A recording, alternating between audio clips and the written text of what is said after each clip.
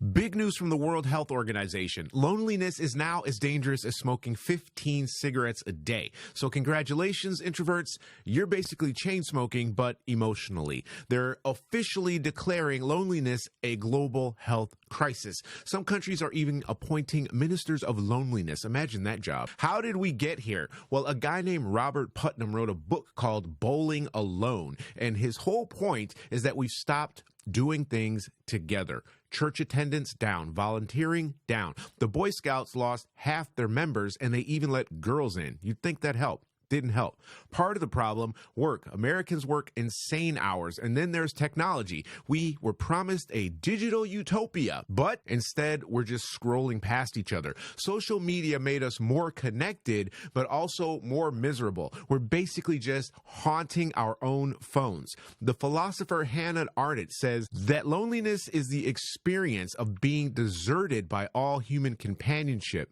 And that when you're lonely, you have the experience of not belonging to the world at all. And that because of this, you have nothing in common with other people. So loneliness ends up being a kind of pervasive lack of human connection.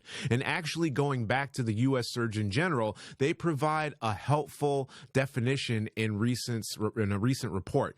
That report says that loneliness is a subjective internal state. It's the distressing experience that results from perceived isolation or unmet needs between an individual's preferred and actual experience. It's easy to see why we should want to solve the loneliness crisis. So what do we do? Well, here's an idea. Log off, call a friend, touch grass, and maybe, just maybe, go bowling with someone instead of alone. Hell, call me if you need to. There's a link in the bio. You can literally leave us a message. I promise we'll get back to you. Just don't be lonely, okay?